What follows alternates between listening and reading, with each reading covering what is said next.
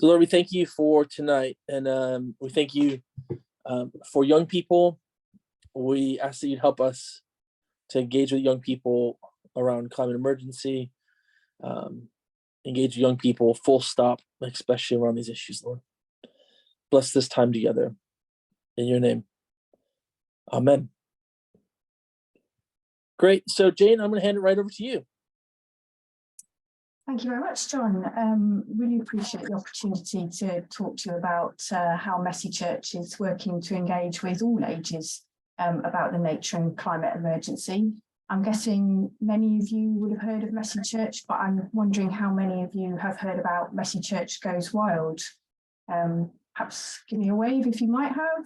I'm hoping Rachel has. And Helen, brilliant. Claire, Helen, excellent, thank you. That's reassuring at least.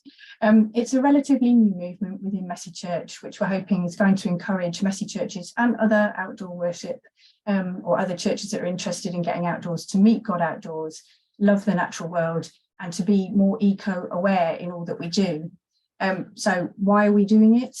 Obviously, that's why we're here tonight. There's a growing awareness of environmental issues, and we're aware that traditional Messy Church is a very stuff-hungry format, i.e. need a lot of equipment and materials. And we've also seen a particular desire for ecological change amongst younger people. Back in 2020, Tear Fund and Youthscape together surveyed 630 14 to 19-year-old Christians. 9 out of 10 of them said they were concerned about the climate crisis, but only 1 in 10 of them thought that their church was doing enough about it. We've all seen over the last couple of years, as a result of the pandemic, we've been looking at being outside because it was safer to be outside rather than be inside. So we know that lots of Messy churches have been, when they were first able to gather back together, they were doing that outside. So being able to equip them to do that was important to us. And there's an awareness that one of the ways in which children in particular find it easy to meet with God is out in nature. And obviously, if that's true of children, it's probably true of lots of adults as well. Church buildings can often be oppressive for some, and we know that crossing threshold into church, perhaps for the first time for people who are not familiar with it, is tricky. So is this an opportunity for us to go out to another edge and find a new group of people who have an affinity for meeting God through the glory of the natural world? And lastly, Messy Church has always had a strong tradition of not relying on words as a sole means of communication, moving away from the printed word and lengthy liturgy and allowing the activities themselves to communicate. Non-verbal communication being as, if not more important as verbal communication. And being outdoors gives really the opportunity for other means of communication, praying, singing and storytelling, rather than depending on the printed word.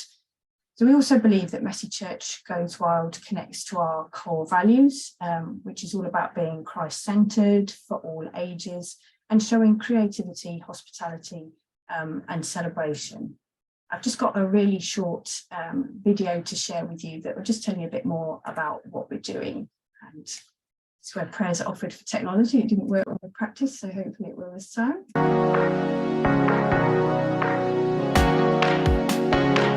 Messy Church Goes Wild is the movement within Messy Church which aims to encourage Messy churches to meet God outdoors, love the natural world, experience a sense of awe and wonder, and to be more eco-aware in all we do, both inside and out as gathered and dispersed church for the good of the planet.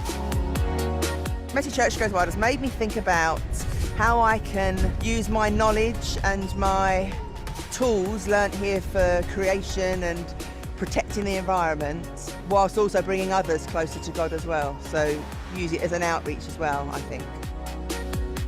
Messy Church Goes Wild connects to all the 5 core principles behind Messy Church. It's an expression of creativity to reimagine and adapt the Messy Church shape to an outdoor context, using the natural materials we find around us. My favourite bit about Messy Church Goes Wild today was doing the activity with the sand and the footprints and making pictures out of natural resources. Exploring and understanding the natural world is one way to celebrate God's creation, plus it hugely benefits our own well-being. I feel a real connection with God when I'm outside in nature. So I feel much more drawn to God when we're doing this kind of thing. As Christians, we believe that this fullness of life is found ultimately in Jesus Christ. Messy Church Goes Wild aims to host spaces where Jesus Christ can be counted outdoors in the cathedral of the natural world.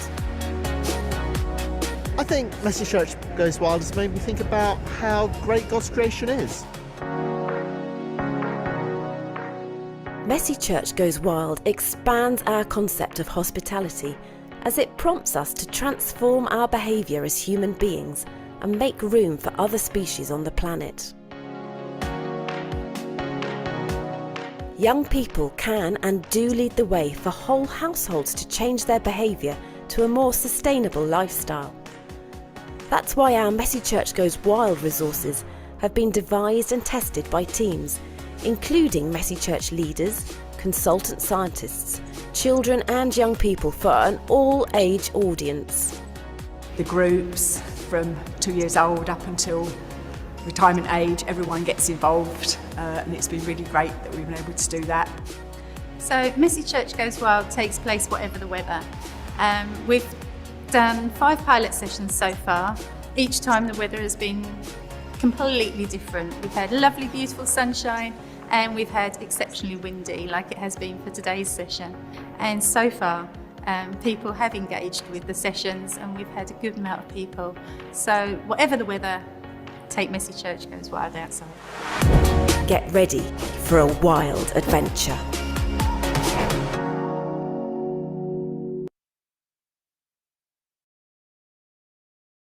So that video there featured one of our Messy churches based down in Hornchurch in Essex. And they're one of 10 Messy churches who have been field testing a new set of resources that we're calling the Messy Adventures. Each of the units focus on lovely natural themes and are linked to key events in Jesus's life or the stories that he told. For example, Wet and Wild is about good stewardship of water through discovering and reflecting on water. And we learn about Jesus's baptism and Jesus as the water of life through discovering more about the properties of water. Wild and Rocky is all about discovering more about who Jesus is through the properties of soil, rock, sand and mud, and the parable of the wise and foolish builders. For anybody that is familiar with Messy Church, the adventures look really different to the familiar Messy Church sessions. And at first glance, the amount of information in them might look a little overwhelming, but we've got 3 different approaches in the material. This is one which we're calling On the Move, which is a walk with stations. Another called Adventure Area in One Spot, which is running a session at a fixed site away from perhaps your usual meeting place or church, and activities based, which is a bit more familiar, and that's ideas for exploring a theme in a churchyard or a garden, or maybe a pinch in your church car park. And our advice to the pilots and any new churches picking the material up is just to pick an approach that suits the local context, or to pick and mix suggestions from each section to build a bespoke session. The pilot churches have all used the material slightly differently. Some have taken their inside Messy Church outdoors every month and either adventured in one spot or on the move, and sometimes a combination of the two. Some have introduced Messy Church Goes Wild as an extra to their regular Messy Church, putting on sessions in the school holidays. And others have retained their indoor Messy Church and planted a new Messy Church Goes Wild, which has attracted a different group of people. We partnered with Gloucester Diocese, and one of their pilot churches, when they fed back to us early doors, they said they had 36 people come to their first Messy Church Goes Wild, 2/3 of whom they'd never seen at another church service. So that, as well as attracting new people to come along and try it out, there's lots of evidence that it attracts new people to serve on the team, and we know how difficult it is to get people to come on board and help you out. So perhaps if people weren't attracted to traditional forms of Messy Church, something outdoors might excite them, so forest school practitioners or science teachers, and young people also wanting to get involved in serving on the team. Although there are lots of activities suggested in the material, the other piece of feedback is that the teams are using far fewer than they would do in a traditional Messy Church session. Everything takes longer outside, but this is also due to allowing time and space to experience that awe and wonder outside, which is obviously one of the fundamental aims of the project. One of my favourite stories from the pilots was of a an urban church up in Leeds. They didn't have any suitable space around their church, so they decided to meet at church and walk to, it was an old mining colliery that had been converted into a nature reserve. So they were going to walk there and do their activities there, walk back and have a meal together in the church. And what they'd not taken into account was little legs walking what they thought was a short distance, and it actually took them half an hour to walk to their destination. But they said they didn't lose anyone on the way, and even though, because it took so long to get there and get back, they went way over the advertised time, but nobody wandered off. And obviously that time walking alongside each other is sort of the time where you get to know people and you chat, and obviously those little people take lots longer because they're the ones that are stopping and looking at things around them and want to pick up sticks and stones, etc. As well as we also work with a team of scientists on each of the adventures, who provided lots of great information on what we've called the big thinking around each of the topics that adults and older children may wish to explore. It's not necessarily in the material to be taught to those coming along to the session, but really intended to equip those leading with the information and the knowledge to give them confidence in the subject that we're talking about. The team in Hornchurch that featured in the video have been running for a really long time and are really experienced leaders. And they said that they saw more genuine intergenerational discussion with this new material than they had with anything else they'd used before.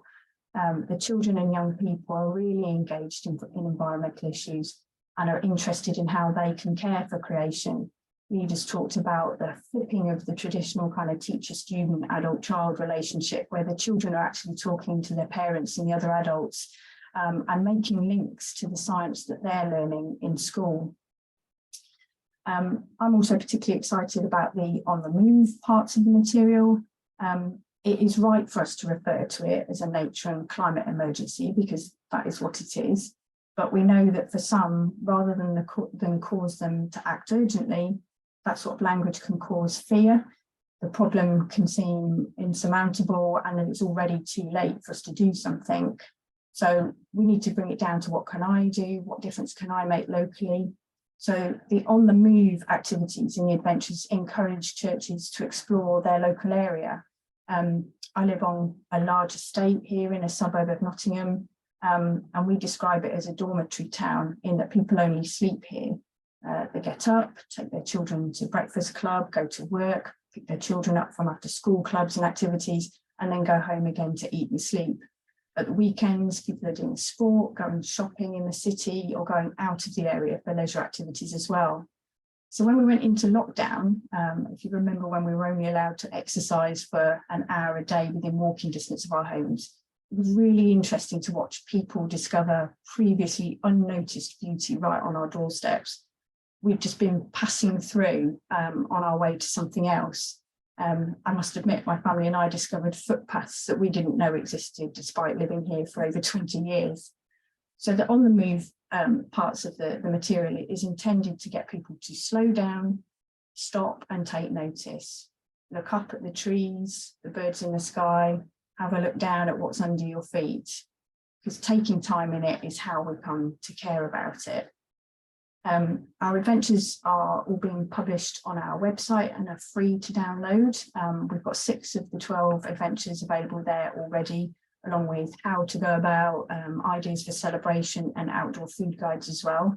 And for those of you who like to have a hard copy in your hands, there'll be a booklet available to buy from April. If you'd like to find out more about Messy Church Goes Wild specifically and how to do it, we'll run a masterclass and we'll be taking the adventures out and about for people to get hands-on with them later in the year. We're partnering with Bath and Wells Diocese for a couple of events in April, and then we're heading up to Stockport in June, July time. We're also hoping to make an appearance at Greenbelt in the summer, and we're currently trying to secure funds together to head up to Scotland in 2024. So as John said, I'm looking forward to taking some questions from you later. Feel free to pop some in the chat already if you're thinking about them. But in the meantime, I'll pop some links into the chat to signpost you to those various resources I've mentioned. And I can hand back to John.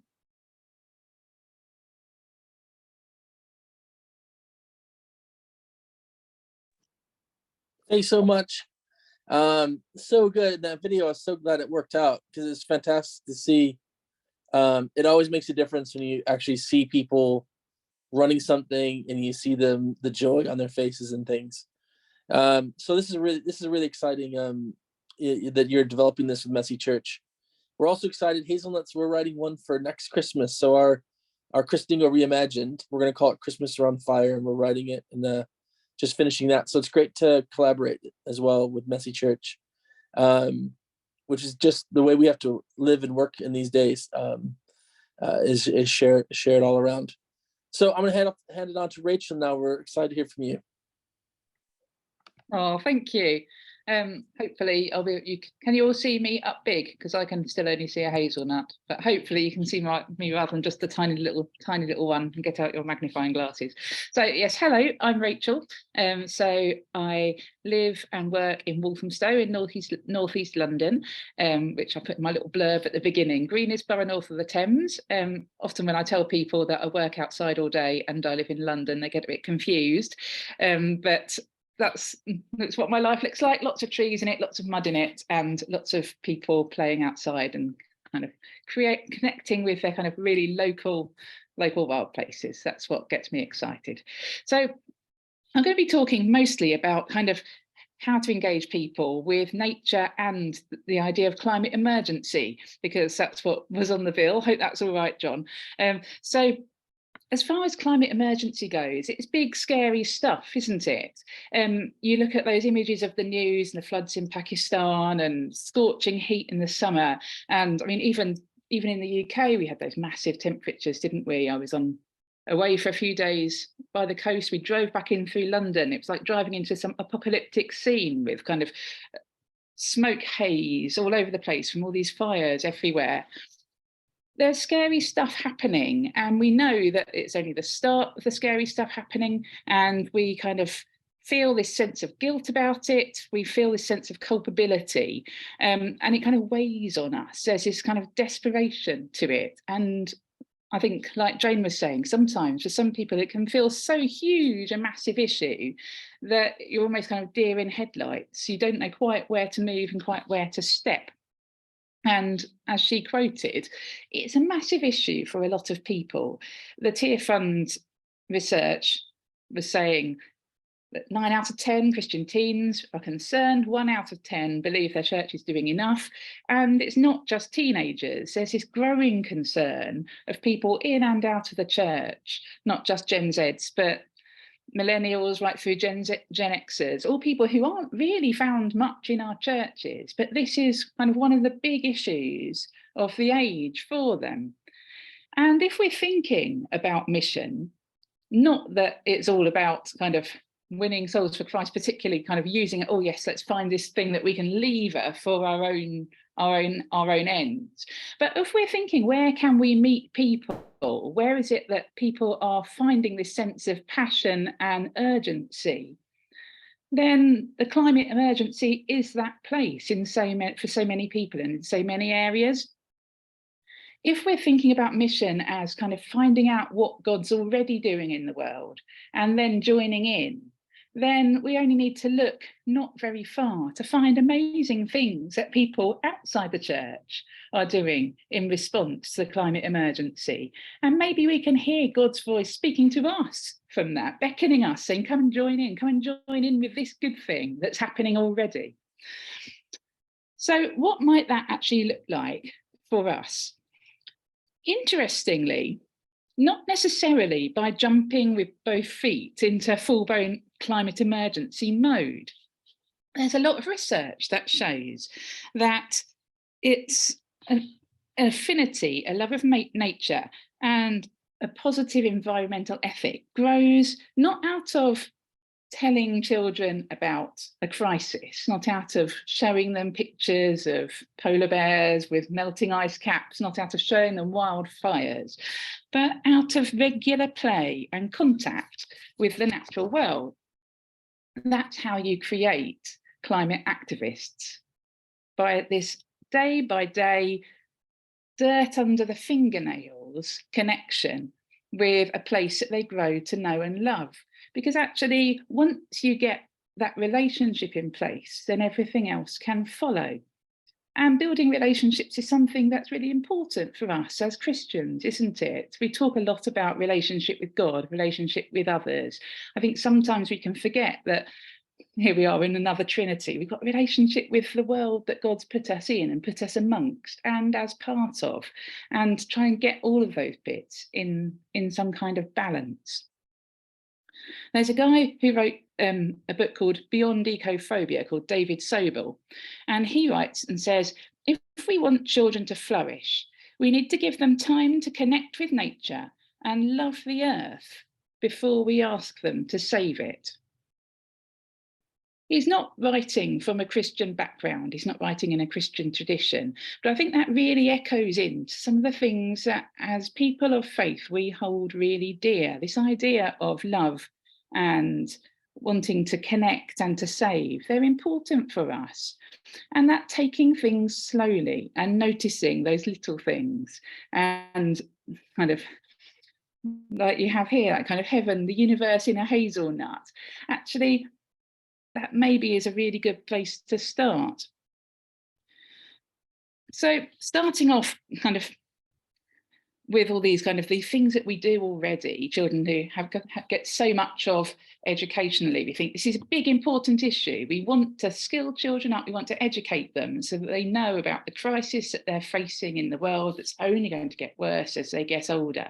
And we teach them about polar bears and ice caps. We create like tropical dioramas and deserts in shoeboxes and lots of lovely crafts. But is this all a bit abstract? If you think about other subjects that maybe you've learned, I don't know how many of us are carrying the weight of some kind of maths phobia.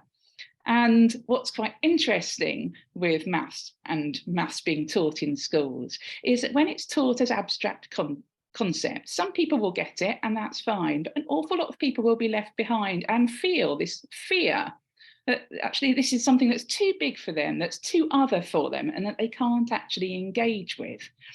When researchers have tried to teach maths in a way that grounds it, that makes it experiential, maybe like with blocks or with moving things around or with things that you can touch and feel, people are able to think, oh yeah, maybe this is something for me.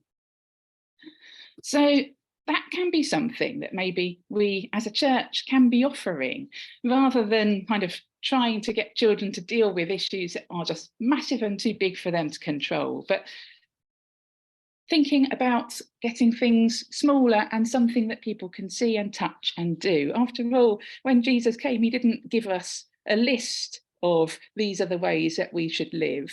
He came as a person that his disciples said, put your hands in the wounds, put your hands in my side.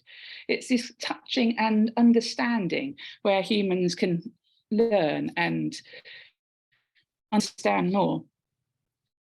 He also goes on to say, this guy, if we prematurely ask children to deal with problems beyond their understanding and control, then I think we cut them off from the possible sources of their strength. And how much more for us as Christians, the sources of our strength as well. Our sources of strength so often as Christians come from weakness, isn't it?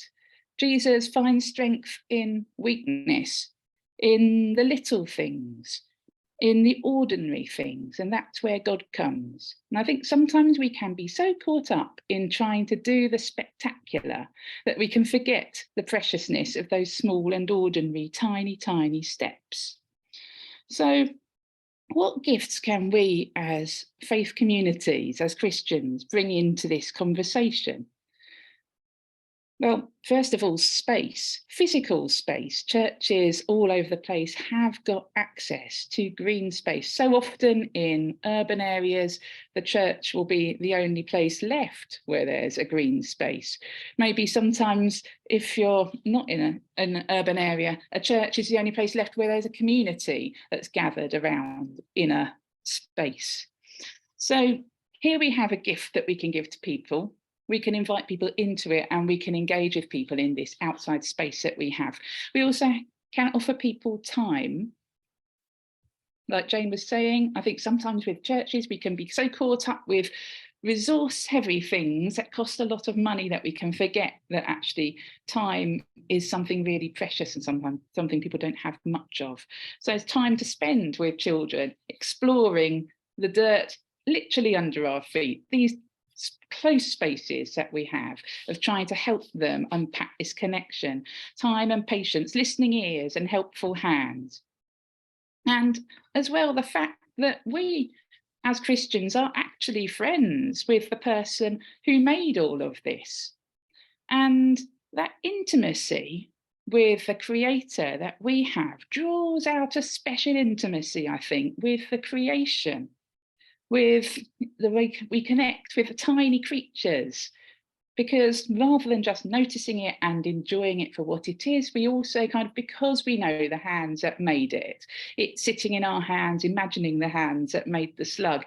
We kind of, it's more of a cyclical thing, isn't it? We've got this extra depth to it that we can give. The patterns in the clouds, imagining kind of the God who created all of this that we know, and these clouds that we're watching. There's an extra layer that we as Christians can share with people that allows them to get a deeper sense of connection, and it's out of that connection that they can grow to love the world, and it's out of that love for the world that they can grow to want to care for it. So once we've spent our time ensuring this foundational strong base in nature connection, this intimacy with the more than human world, what might our young people react? How might they react to the climate emergency? The British Medical Journal says climate change disproportionately affects young people's mental health. And young people are in a mental health crisis at the moment, and the climate emergency is a main player in that. If Jesus said, "I came that they may have life and have it in abundance," how can we share that life and that hope with people? How can we become churches and faith communities where this life can flourish, even in the face of such appalling news and statistics? Because when people feel powerless, that's when their stress and anxiety grows. We've done quite a few demonstrations, actions, climate activist type actions. And there was one that we did focused on bees, where along with some other people, we had bee banners and we walked in the road up the Mall towards Buckingham Palace and stopped traffic so we could hand a letter in to the Queen. And my then 10-year-old at the time said at the end, "I felt powerful." And what a gift to be able to give children this idea of power, this sense of feeling powerful, actually in the face of terrible things, to be able to pass the power over. I think sometimes we can want to hold on to power, but how are we able to be generous with it? How are we able to pass that out so that we kind of skill up, so that we pass on the power to other people to be able to use it? So not just demonstrations and marches, but ways that people, like, as Jane was saying, changing local areas, noticing the things that you can do locally, maybe building new nature reserves or helping access them, or helping kind of create ways for people to discover them. Knowledge is power. So once young people understand things and know things, giving them the place, as you were saying, Jane, not always putting ourselves in the position of the ones with the knowledge that we're wanting to impart to these people, but allowing everybody who has knowledge to be able to share it. Giving people a space to be listened to. How can we curate spaces where young people are able to have a voice and be listened to? And as people of faith, as followers of Christ, what makes us uniquely placed to be able to be good listeners? And we are, aren't we? That's part of faith. We're called to be able to listen. We're called that we might diminish, that Christ might increase, and that rather than pushing our own agenda, we're able to allow other people to grow and be heard. And Christians are people of hope. And I think that's one of the huge gifts that we can bring into the discourse about climate emergency. I think it can feel very dark and quite desperate.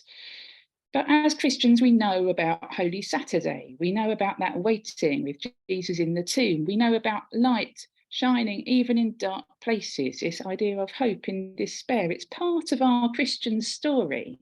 And it's something that as Christians, we maybe need to get better at articulating. What a gift here that we've got to bring to the table. So I wondered what hope might look like in our communities. There's a difference, isn't there, between hope and optimism. I'm not talking about hope in optimistic terms, or we hope that the climate emergency, it will all be fine. Let's think about a best case scenario and cross our fingers. It says, Rebecca Solnit, this quote here, hope is not a lottery ticket. You can sit on the sofa and clutch, feeling lucky. It's an axe you can break down doors with in an emergency. And here we have an emergency, and here we are as people of hope. And maybe if we can keep that light of hope alive and share it out, then maybe that will create thousands of people with access to their own axes to be able to break down the doors.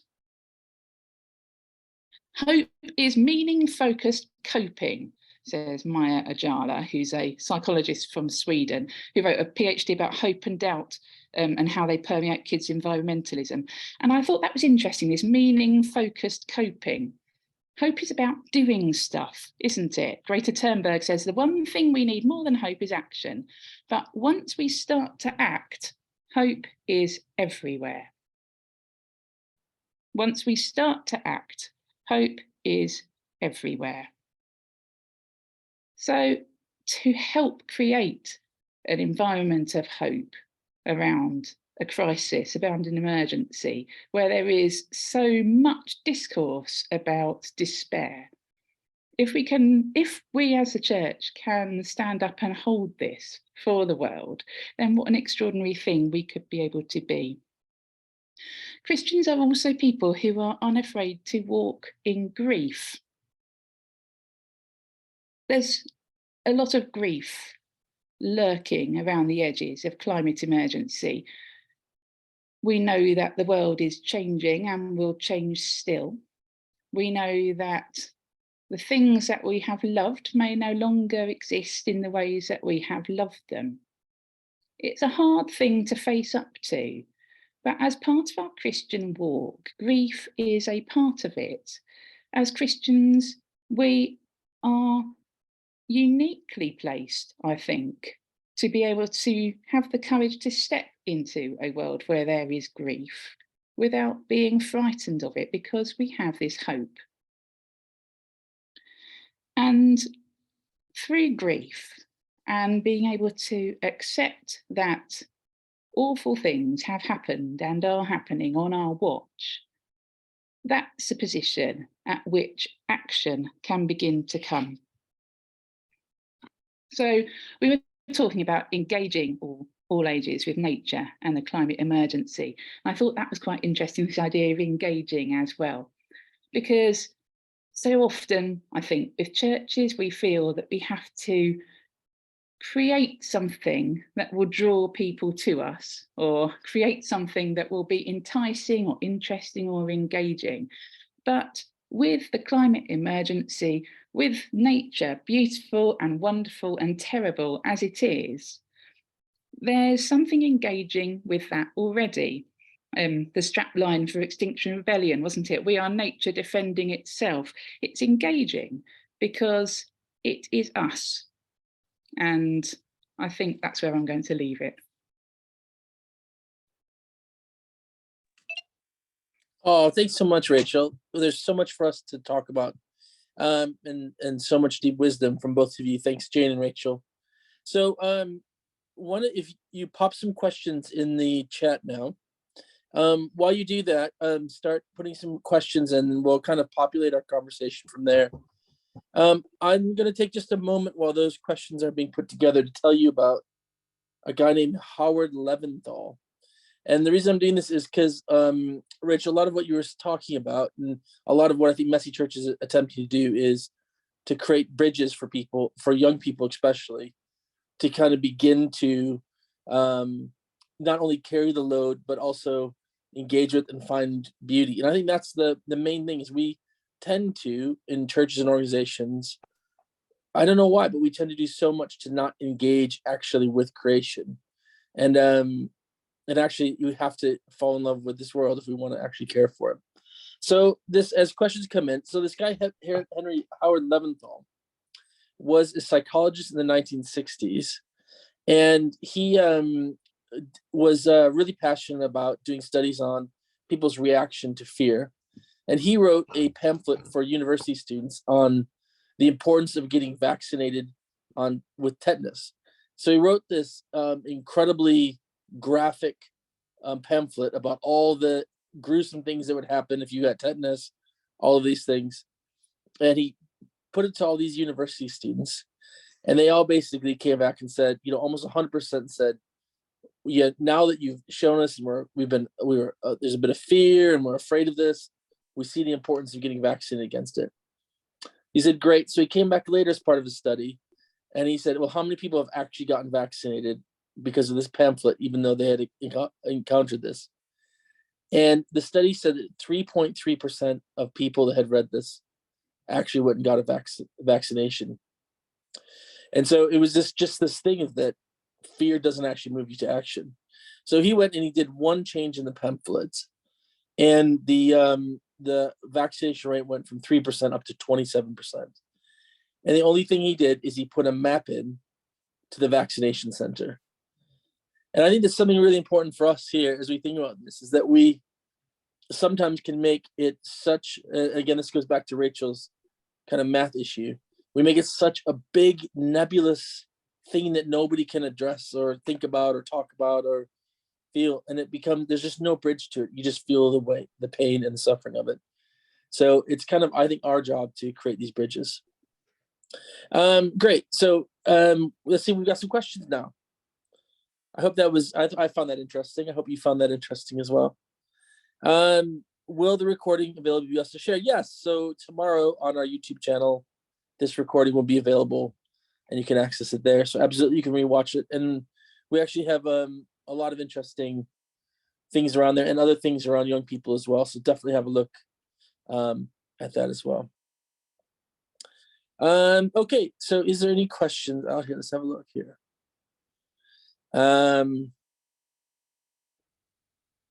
Sounds very grown up. That would you not work with the children who come to force school? That would not work.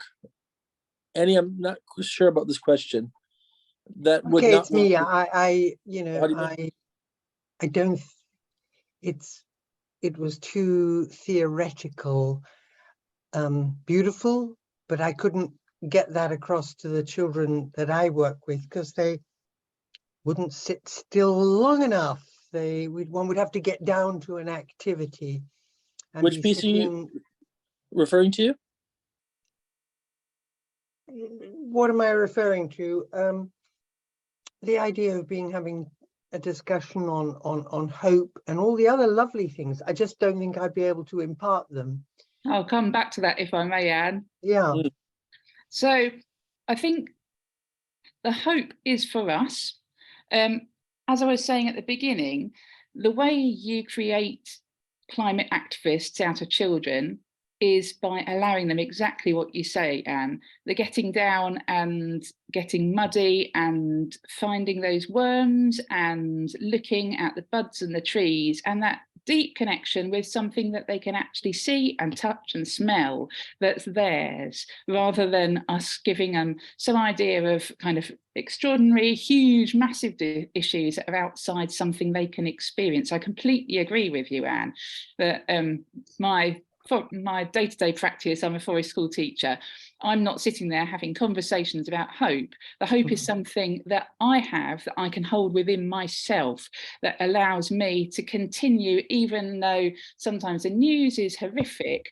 I get up and I go to work and I think, well, what I'm doing here makes a difference, because I know that by allowing these children access to these local urban wild spaces, that's a thing that's going to make the difference for them. I'm creating this relationship with them and their world, and through that they're going to learn to love it, and through their loving it they're going to want to save it. And I'm completely on board with you there, Anne. I think that sometimes it's more, I'm talking about kind of as Christians, why are we doing this, I suppose. And I think sometimes people can say, well, these are all very nice things. It's nice to do with this with children because it's lovely for them to play. But why, as Christians, is this important? It's important because we have a hope, and it's also and what a gift, because we have hope, we have time, we have space. And the terrifying statistics of children and their lack of access to outside, they get less time outside than prisoners, and maybe we as a church can do something about that. It sounds like you're both really kind of singing from the same song sheet there. It's about building those bridges from those large topics, but getting right down. And we find, at least at Hazelnut, that we don't tend not to try and do things for adults and kids, but we do it all together. But we find oftentimes we think, even as adults, in too complex matters, but actually kind of finding the core of something actually finds that it's more tangible for everybody. And I find that the discussion is really rich, and young people come out with quite amazing things. Bryony's got a question. How do you cope with unpredictability of the weather, and particularly the winter season? What do you do at winter? Good question. Keep going. No such thing as bad weather, only bad clothing, isn't that what they say? Yeah, I mean, I was going to say the same. I guess the concern with that is about, again, goes to your map in your leaflet, John. If we're trying to engage perhaps with a group of people that aren't normally in that space, have they got, telling them what the right kit is and making it clear. I mean, we put on our roadshow events, we did 2 last year, and we did say that this is an outdoor event.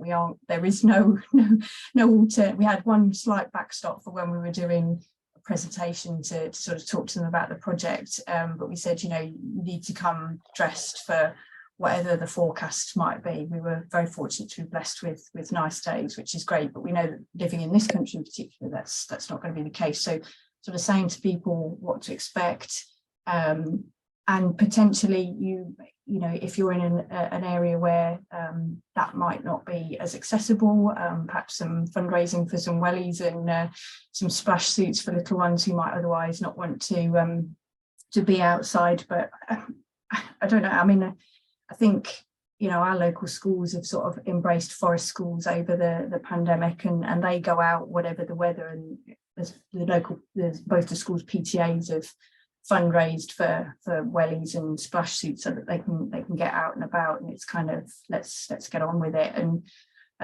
this is much fun to be, well, I can speak from personal experience of having 2 boys. This is much fun to be had in a muddy puddle as there is looking at beautiful bulbs in the spring sunshine. So yeah, we would encourage to give it a go. I mean, the guys down at Hornchurch really went for it. I mean, it was such a shame they had to do the piece to camera at the end of that video from inside, but it was just so windy we couldn't get the sound quality right. But they went for it, and they went outside in all weathers.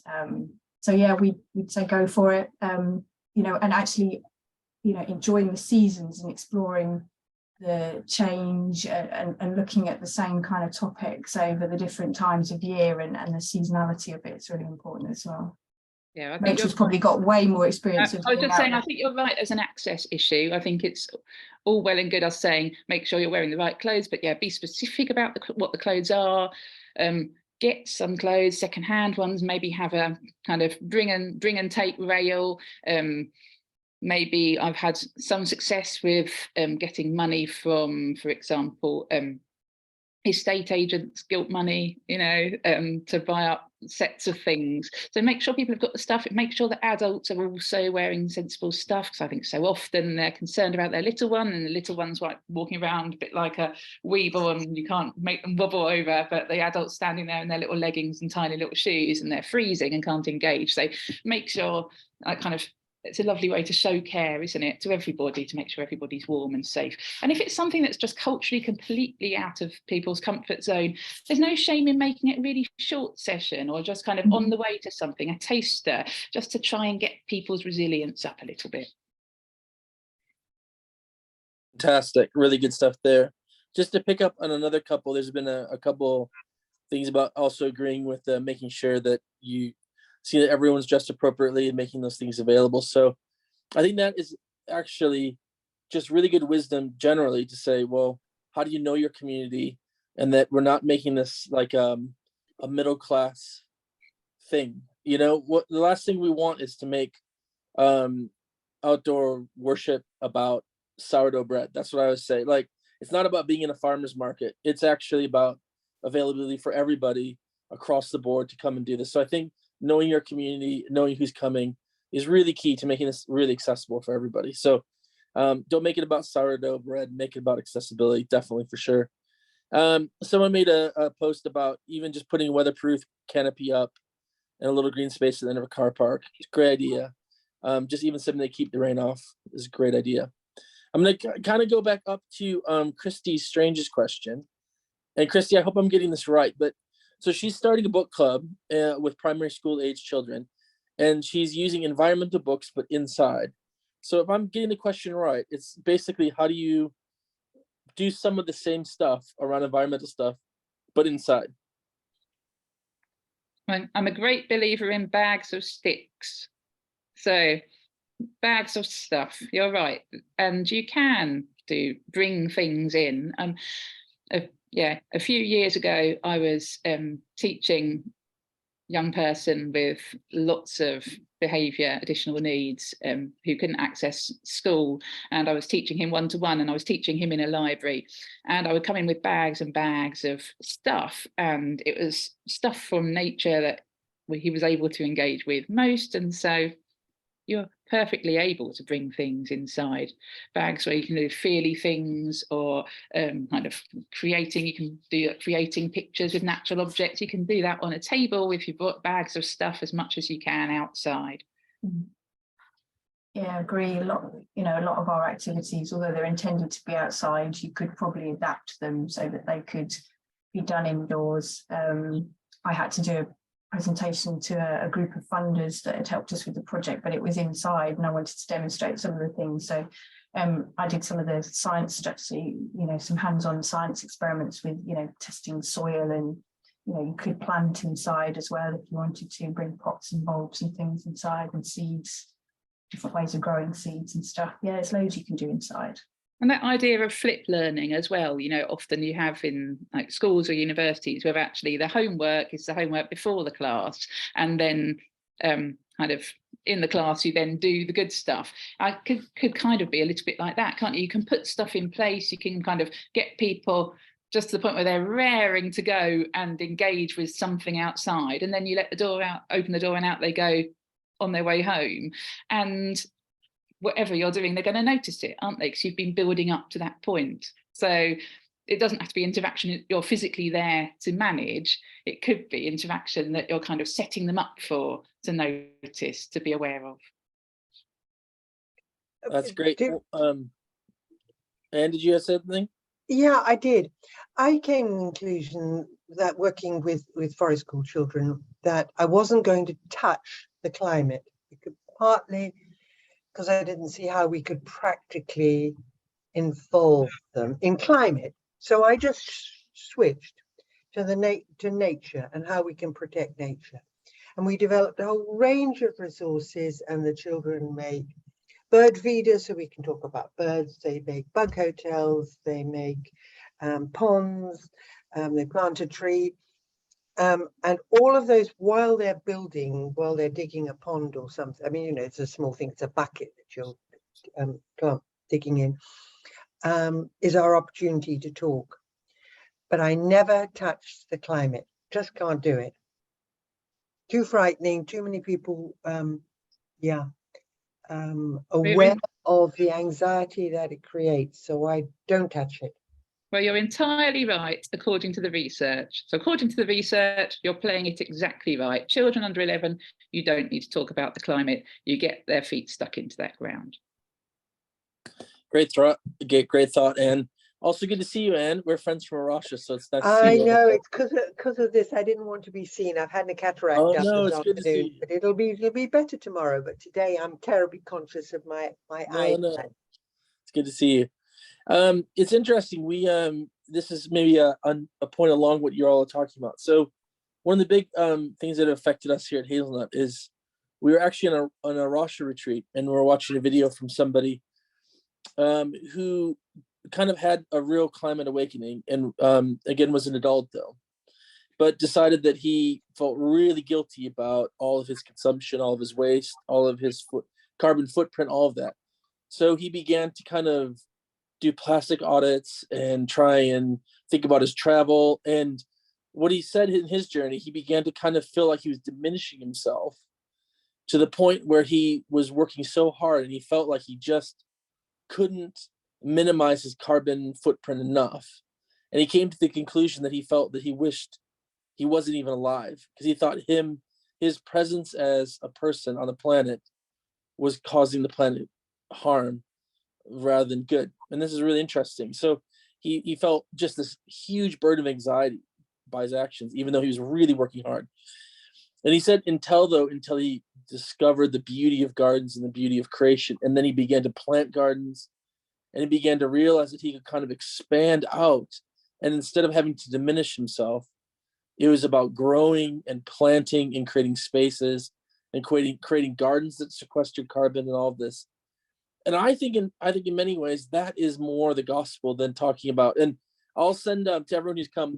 Norman Worsb's has just written an article about how sustainability is not really the right word, because it's about creating beauty in this world, not sustainability. There's a whole reason for that, but I'll send that article around to everyone just for free because he's up for sharing it.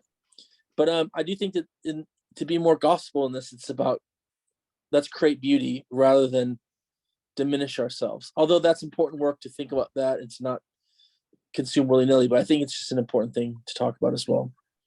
I hope that makes sense to everybody. That but we found that was a huge shift for us here at Hazelnut. So I feel like is there any other questions that people want to put in the chat? We've covered a lot of ground, action. I think it's been really good, really practical wisdom.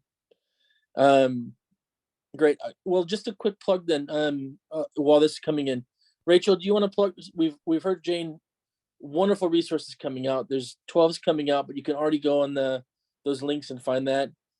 Rachel, you've written some books. You want to tell us about your books real quick? And I think that's a great resource that people can access as well.